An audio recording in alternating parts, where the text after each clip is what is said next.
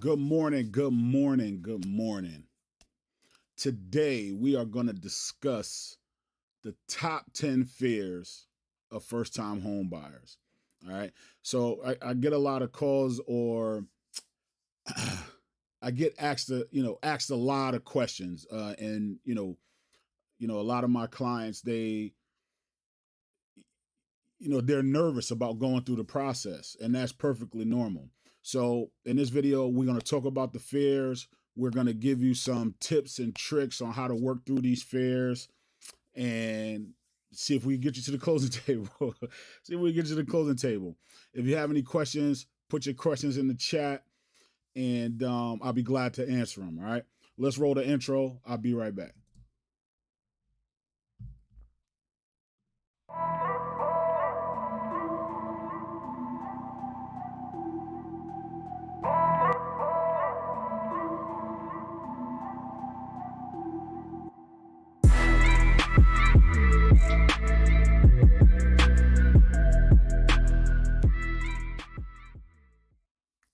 So this is Gerard Gibson with the Gibson team at Coldwell Banker.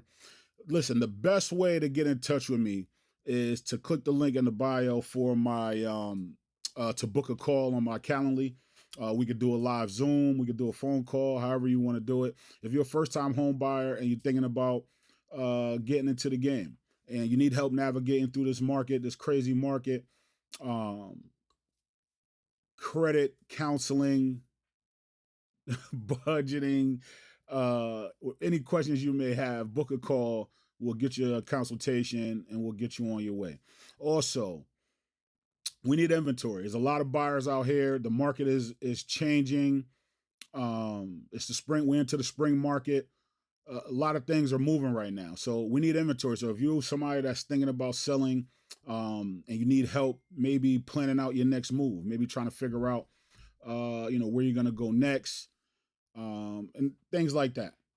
How to stage, how to get your house set up, ready to sell. Book that 30-minute consultation and we'll get you on your way. If you want a free CMA,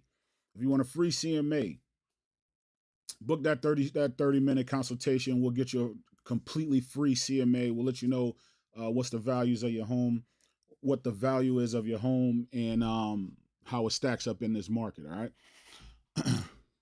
Now, so this is what I did.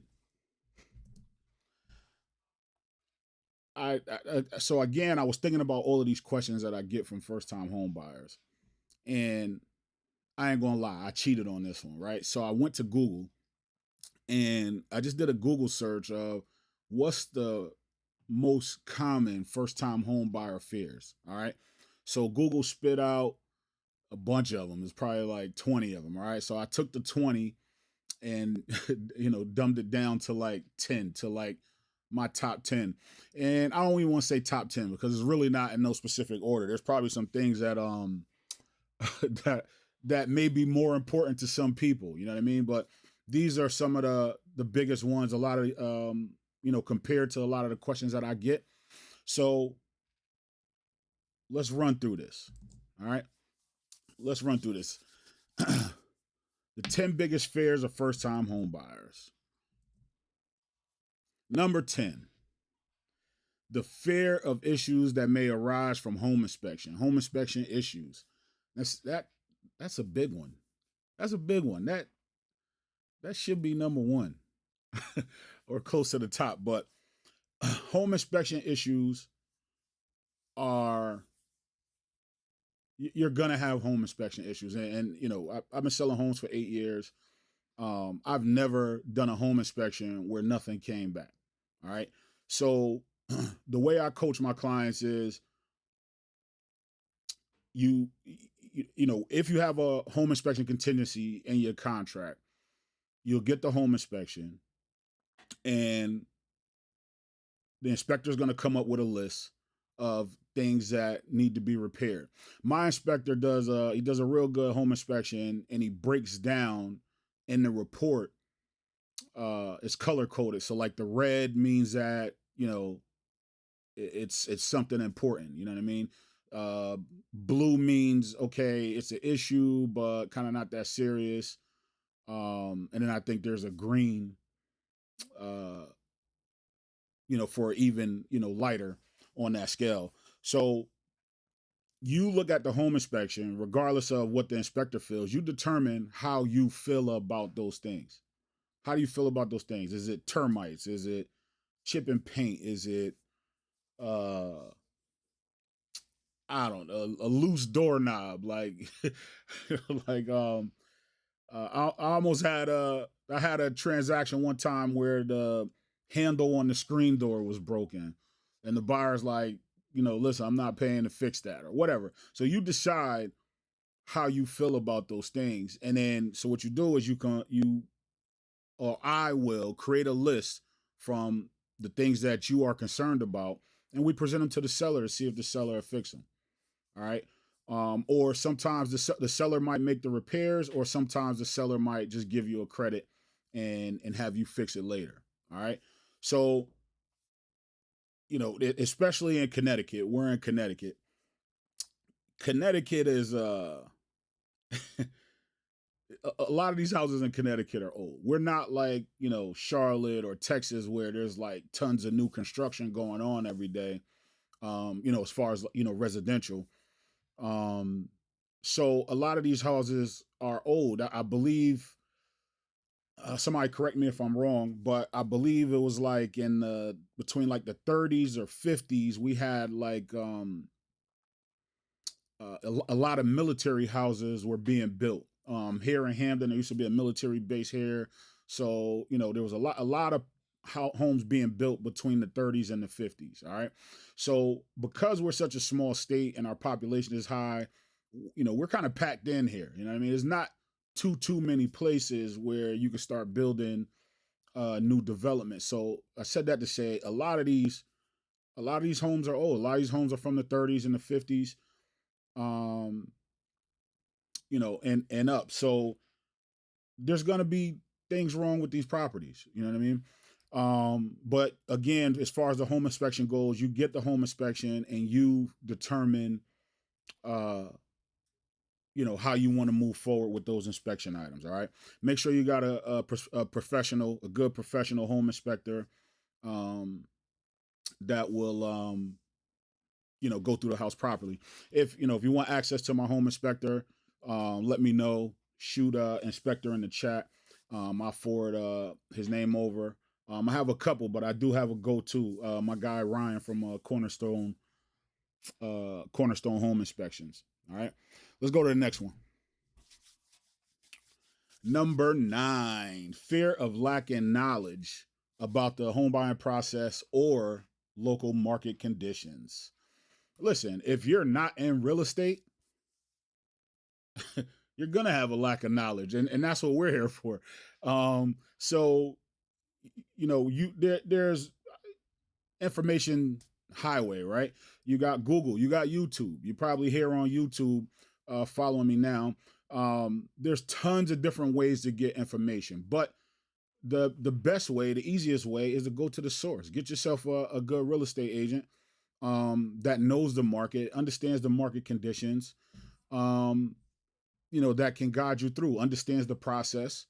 So in my 30-minute call, I break down the whole process. Listen, I like educating. I don't know. I don't know why. I mean, I just do it. You know what I mean? I don't even think about it. Um, and I just love educating my clients. I got a joke with my clients like, listen, by the time we're done, you're gonna be able to do my job because I just educate. So you need to get with a real estate agent that's gonna give you the ins and outs. I just had a conversation yesterday with a client, and we're talking about market conditions. She's looking at a house in a certain area, and she wants to understand the pricing. Why is it priced this way? Why is this on the, why has it been on the market? Da da da da. Like your real estate agent is gonna know all of that. So or should know all of that. Um, but yeah, get yourself a good real estate agent, get a good consultation, and that'll help you with that. Let's go to the next one. Number 8, down payment. Fear of not having enough money for a down payment or closing costs. I like that one because we always talk about down payment. Like down payment is the first thing that pops into your head, when it comes to getting a mortgage.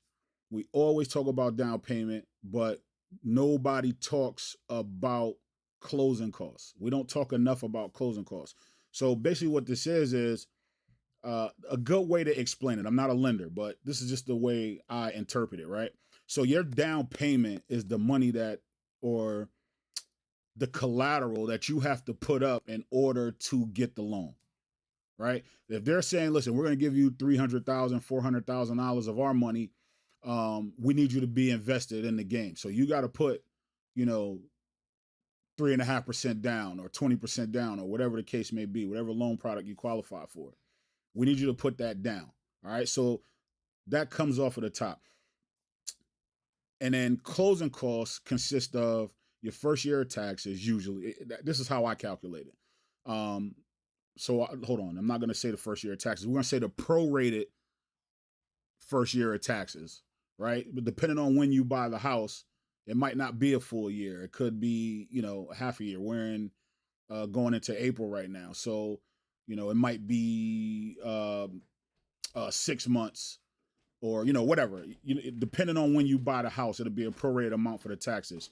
You got to pay for your first year of homeowners insurance. You have to pay for your lender fees, your attorney fees. What else am I missing? Oil. If there's oil in the house, if the seller put oil in the tank, and you take ownership of that house, in most cases you have to buy that oil. You got to reimburse the seller, you know, for that oil. All right. So, you know, those are closing costs and prepaids is what we call them. In most towns, you got to prepay your taxes. So, and you know, some towns you got to prepay your taxes. Sometimes, you know, it's the opposite. You pay for, you know, what you already use or whatever. But all of that goes into your closing costs. All right. So you got down payment, you got closing costs. So let's just say, here, let me give you a good one. I just had one last night. This might be too much information, but this is what I do. I told you I teach. I teach. I wish you could see this. I should connect my phone. But for example, $340,000 house. The taxes on this house are like $7,000. So for, let's say FHA, this was FHA, the down payment on this property at 340,000 was 11,900, right? And then the closing cost was an additional 13,000 that included the taxes, estimated insurance. Um, and so total cash required was 27,000 on that particular house. All right. So again, we always talk about down payment, but you gotta think about the closing costs as well. Now, there's some ways to kind of navigate around closing costs. Sometimes you could get a closing cost credit. Sometimes you could get what they call seller concessions to help cover the cost of your closing costs. So there's that option too. I gotta say it happens pretty often. In a multiple offer situation, it can make your offer a little less attractive. You know what I mean? Like it can count against you in some situations, but if that's what you need, that's what you need. You know what I mean? I gotta say I do it pretty often, man. Getting closing cost credits, but you know, for more information on that, don't forget, click the link below, schedule that 30-second. If you're on Facebook, that link might not be in Facebook, by the way. Here, I'll post it in my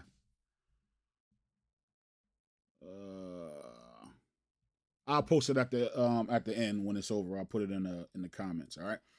Let's go to the next one. Number 7, credit. Fear of having low credit score or income. Low credit score or income. That's kind of like, that's two different ones. But let's talk about credit. Does anybody, how many people we got up here?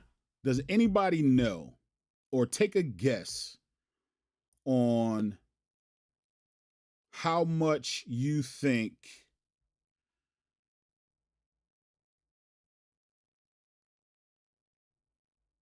Uh-oh.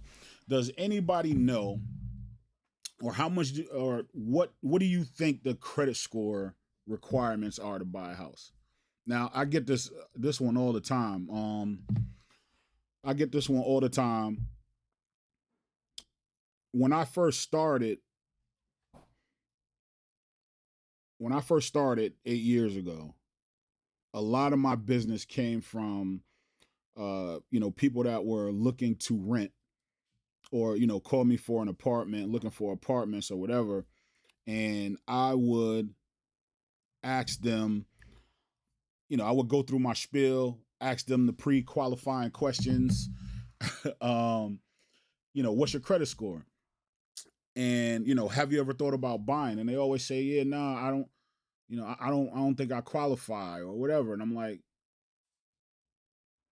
at the time, we were able to get mortgages with just a 580 credit score, a 580 credit score to get in the game. And in some cases, you can still get in the game with a 580 credit score. In some cases, you can still get in the game with a 580 credit score. Most lenders require a 620. And this is minimum requirements. You should get a higher credit score. Obviously, the higher the better, right? But the minimum requirements are somewhere between 580 and 620, depending on which lender you use. Okay, I like going with the 620 as a minimum, but depending on the lender, depending on the situation. A lot of people don't realize that. And a 620 and a 580 it's not that hard to get.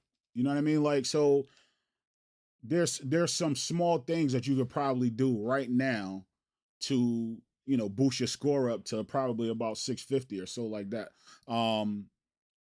Somewhere around there. So if you want to talk about it, I created I don't want to call it a credit repair program, but I created a system of credit maintenance, to kind of help people establish credit, kind of give people tips. That's what it was, credit tips on how to get your score up. And a friend of mine called me a month ago. She didn't have any credit. um she did have a couple negative items on her credit. So we wind up, I coached her through getting that taken care of, paid that stuff off. We got her first credit card, and in 30 days, no lie, I wish I could show you the text message. In 30 days, no lie, she texted me back and she's like, my score just went up to 700. Like, it was like 744. So she went from like mid fives to mid sevens in 30 days. I lied to you not. Turn this ringer off. Come on, bro. So there's ways you could get your score up. 620 is the minimum to get in the game. And we can help you get there fairly easily, I would say. Let's go to the next one. Debt, the fear of having too much debt. So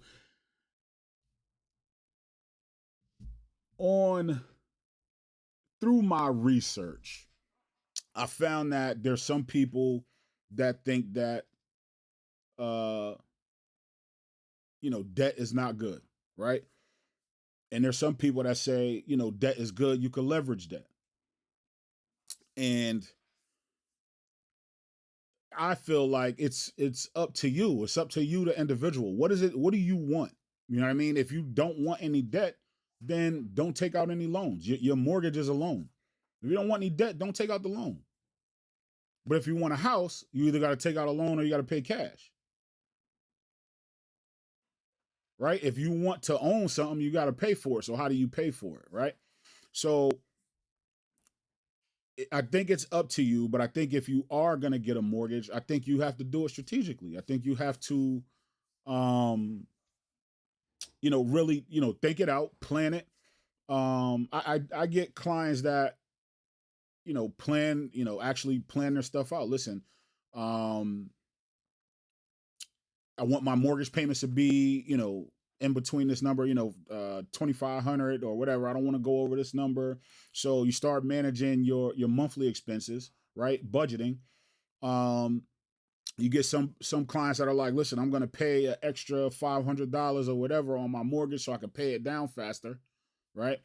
I get clients that, listen, I want to purchase a house with equity so I can, leverage that to, do a HELOC and buy another property. Like, you know what I mean? So there's good and bad things with debt, but I don't know if I would necessarily be afraid of it. I think you got to plan accordingly. You got to figure out, um, what's your exit strategy? How do you get out of it if things get crazy?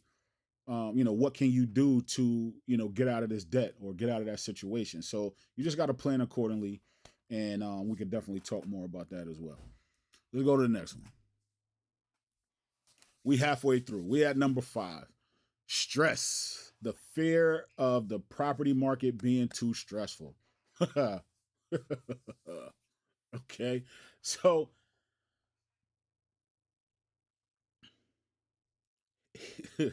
here in Connecticut, and the first thing I want to say is stop watching the news, right? Um, but the reason why I say that is because sometimes, you get reports on different markets, or they might be talking about the real estate market across the country, and they're saying, oh, in Florida right now, their market is kind of struggling. There's a lot of they have too much inventory. There's a lot of properties on the market. They're sitting there. Their insurance rates have skyrocketed. So affordability is an issue there, and also um the houses are priced too high or whatever. So the properties are sitting on the market there. Texas, they have a different situation. My cousin called me. He's buying a house in Texas, and I'm looking on the market. I'm like, bro, you got a lot of options. Like, there's houses up here that's been sitting up here. You know what I mean? Here in Connecticut, we got a little different thing going on. And like I said earlier, we have high demand for houses. There's not enough housing to go around, and there's a lot of buyers. There's a lot of people that are looking to buy. So it's causing, uh, you know, market certain market conditions. You know what I mean?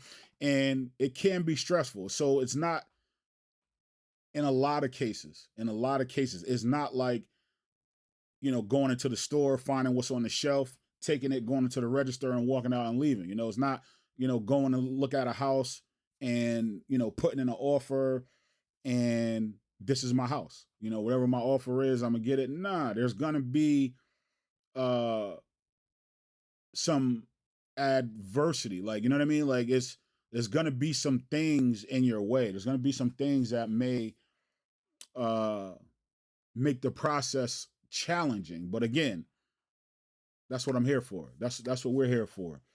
Um depending on the situation, I approach every house, every situation on a case by case basis. Every situation is going to be a little different, even though the grand scheme of things, we try to keep it all the same, right? My process is my process. The way I go about this, I try to keep that the same, but there's going to be some flexibility, uh, or you're going to need some flexibility going into, from house to house. There's some houses that have been sitting on the market for a while. There's some house we got, I think we're down to 100. There was 130 multifamily houses in New Haven up until this point. I checked last night, and now we're down to about 90, right? So houses that have been sitting on the market for a while, you might be able to you might be able to go in and negotiate a little bit more. You might have leverage.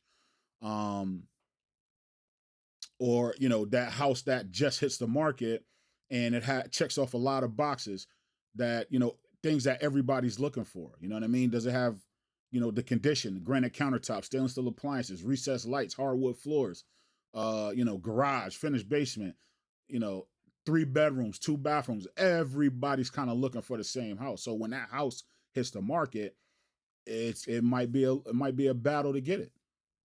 You understand? But I tell this story all the time. I also had a client um, a couple years back. And she was sending. She worked a lot, so she was sending me and her husband when he get off work. We go look at houses. So we're taking video. We're like doing all of these things, and we came across some nice houses, and she never put in an offer.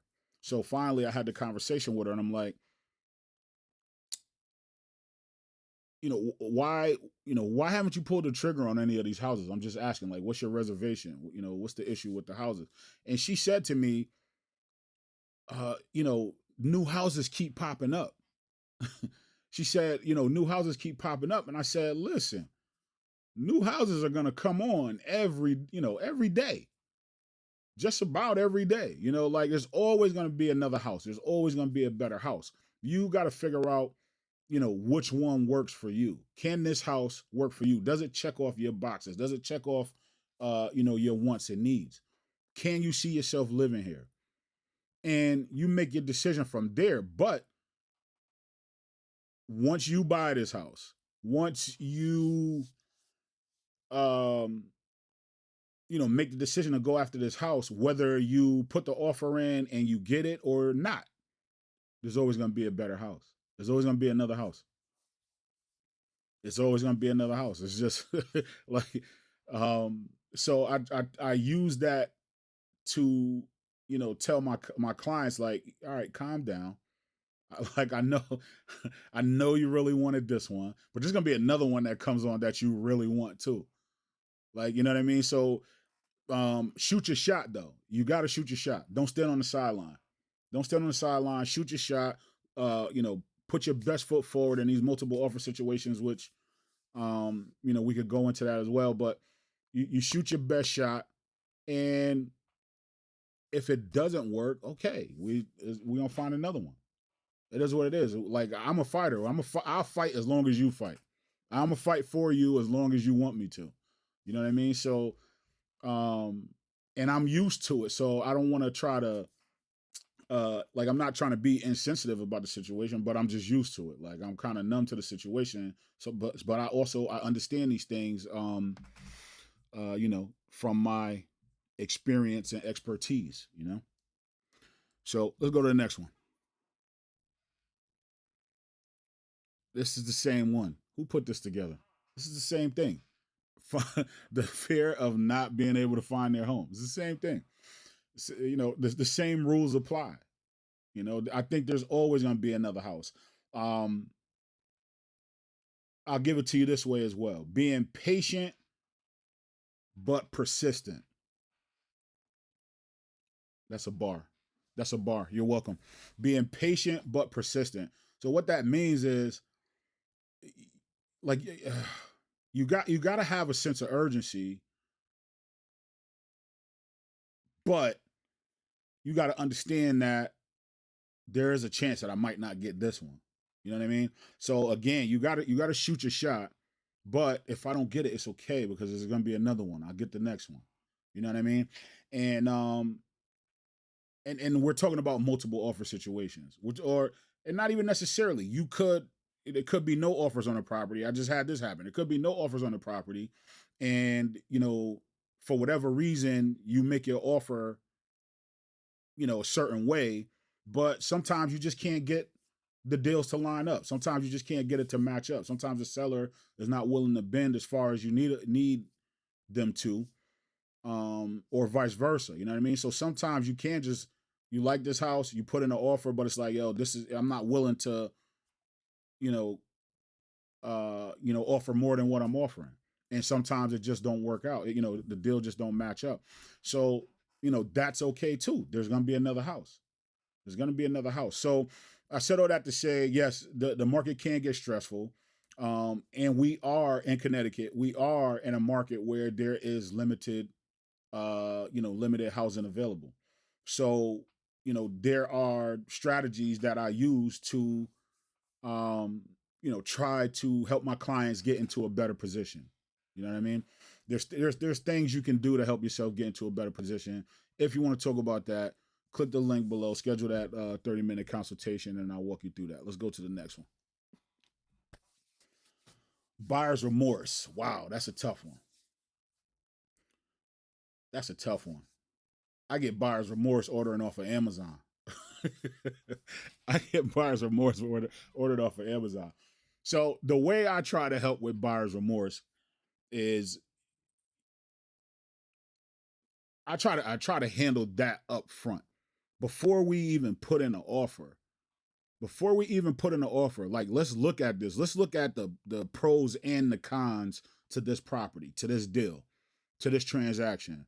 Let's look at the condition. Let's look at that. Let's look at the all of the negative things. Let's put that up front.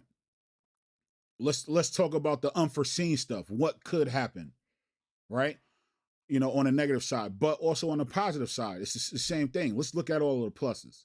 Let's look at all of the pluses, and then let's look at the unforeseen things that could happen positively for you in the future, right? So I think by looking at those things and actually game planning accordingly will help you with buyer's remorse. Listen, I'm not a psychologist, so buyer's remorse is definitely it's an emotion, and I may not be able to control that for you, but I'm going to do my best to give you all of the information and again help you game plan and strategize so that when you do close, when you wake up in the morning, I want you to wake up in the morning and feel joy that first night, after that first night of staying in your new home. I want you to feel that joy. I want you to feel that joy. It's different. It hit different. I'm telling you. You know what I mean? So being prepared, game planning, and strategizing is I think will help with that buyer's remorse for sure. Let's go to the next one. Number 2, affordability, the fear of high mortgage rates and a softening market. These are getting good. These are getting good. I wonder what number 1 is. These are getting good. Affordability, especially right now in this market, is extremely important. We are seeing mortgage rates that we have never seen before. And not mortgage rates, I'm sorry. We are seeing mortgage payments at a height that we've never seen before. We're seeing home prices at prices that we've never seen before. So this is sort of uncharted territory. But the same systems, that have been in play are still in play.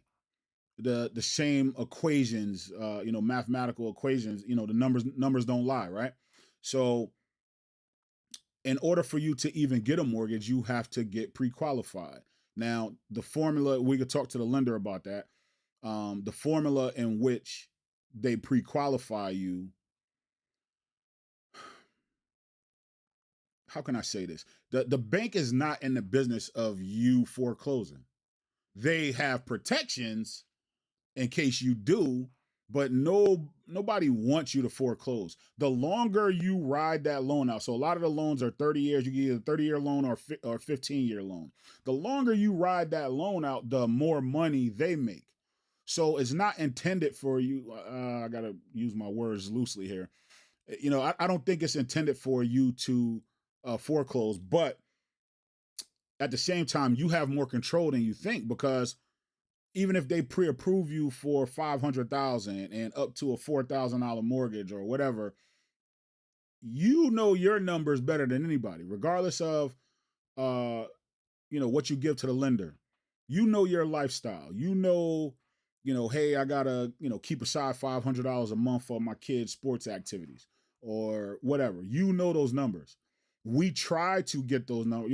We try to get that. I try to get that information from you as a real estate agent. But sometimes, and I get it, sometimes people, they don't want you too far in your business. It's already kind of intrusive. We're already, pulling your credit and all this other stuff, right? So, sometimes people don't give us that information, whether it be myself or the lender. So your numbers better than anybody, and you have to do your own calculations and say, okay, 2,900 or 2,500 is my budget. Like, I want to be all in. after, utilities and mortgage and insurance and all that stuff, I want to be all in at 2,900. Like, you have to make that decision. All right. And then at that point, it's my job to say, all right, well, here's a house that we could look at that's going to fit into that scenario. All right. Um, but you can't control that. So there's systems, there's things that that we have in place to help you with that. So as far as affordability, and again, the numbers that we're facing here in Connecticut, I can't speak for everywhere else, but the market is up and no signs of going down. So as of right now, so plan accordingly. Plan accordingly. All right. Before I get into this last one, if you are thinking about getting into the market, if you are a first time home buyer and you want to talk about your options, you want to talk about the process, click the link below. I'm going to post the link on this Facebook feed as soon as I get off of this live. You could book a 30-minute Zoom call. If you're not comfortable with the Zoom, I like the Zoom. I really love Zoom. Look, I got cameras, I got lights and all of this stuff. I love talking on Zoom, so I have no problem with it. So if you want to book a 30-minute call, click the link below, schedule the call, and we can map this thing out for you. Even if you are not ready, let's talk about getting ready if this is something that you want to do. Um, we'll get you right. I have to have these conversations. There's not a lot of people I could talk to this about. Like, it's weird. So I have to have these conversations. So I'm okay with answering questions. You can book the call, you can shoot me a text, whatever. I'm around. So book that call. All right. Let's go to number one. The fear of being tied down to a long term mortgage, location, or lifestyle. Wow. Okay. As you can see, I didn't script this. Like, I really didn't script it. I did the slides, but I got this from Google. This is what Google told me the fears were. So let's work through it. So, being tied down. All right. I have this conversation with my clients all the time. Yes, you are getting a 30-year mortgage. And, the mortgage, the root word in mortgage is mort, which it means to the death, right? And a lot of people feel that because they get a 30-year mortgage, that they are stuck for the next 30 years. And I think that is far from the truth. I think there are some outside things that may be out of your control, meaning, market values, property values. Um, and here's why. Let me break this down. So, a NAR statistic, National Association of Realtors statistic, says that the average person only stays in their home 5 to 10 years. Now, I could say I came from a family or a background where, you were kind of taught to, work hard, save your money, get a house, and you're going to be there for the next 30 years, and we're going to pass the house down from generation to generation. If that is what you want to do, fine. But you don't necessarily have to, right? Um, like with information technology, I mean, information highway, with technology, most people know and understand, or they want more, right? So we don't want to, like, I'm already thinking about my next move. Like, I'm already thinking about moving south. Like, you know what I mean? Like, I know I'm not going to be here for 30 years. You know what I mean? But that doesn't mean don't buy. That doesn't mean that I'm stuck here, right? So, doing renovations to the house, boosting the property value. Um, and the market conditions. The market is up right now, so I know I could sell this house, make a couple $1,000 and take that, that money and that equity and transfer it over to the new property. Like you don't have to be stuck, right? Or if I did want to keep the house and pass it down to, my kids, pass it down to the next generation, I could still move and use it as a rental property. Like you're not stuck. Now, you do have that mortgage until you pay it off, but nothing's stopping you from paying. Like most of these mortgages, 99% of them don't have a prepayment penalty, meaning you can pay them off before the 30 years is up. Like you don't have to ride these things out for 30 years. All right. You are not stuck in a property. I think the last live stream I did, somebody mentioned, hey, what if you are, a traveling nurse, or what if you're somebody that doesn't sit still? Okay, you just don't live in the property. You know what I mean? I'm not, it becomes an investment at that point. Like, you know what I mean? It's all an investment, but somebody that's traveling and moving around, you're probably not going to use the property. So, the first thought is, okay, well, I'm not going to invest in something that I'm not going to use. All right, well, how about invest in something that can generate income for you? If you want to do that, there's options, is what I'm saying. You don't have to be stuck. Where you're never stuck. You're never stuck. I got clients that bought houses last year that are selling this year to upgrade. They use the house, as a stepping stone, and it served its purpose for the time that they were there, and they're selling, and they're probably going to make, a couple thousand, you know, they're gonna make a couple thousand, in equity that they could take and transfer over to the new property. You know what I mean? So you're not stuck. I don't want you to feel like you're stuck. But again, educating, planning, strategizing, you know what I mean?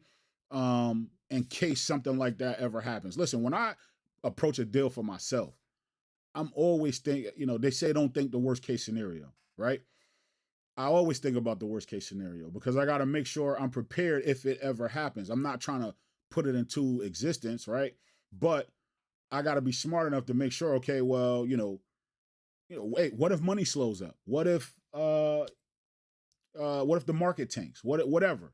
What can I do? So I already know if this happens, I could do this. If this happens, whatever. So you just gotta plan it out. Be strategic about what you're doing. Don't just do it because everybody else is doing it, right? But I try to instill this in my clients as well. I try to instill this in my clients. I have this conversation every day.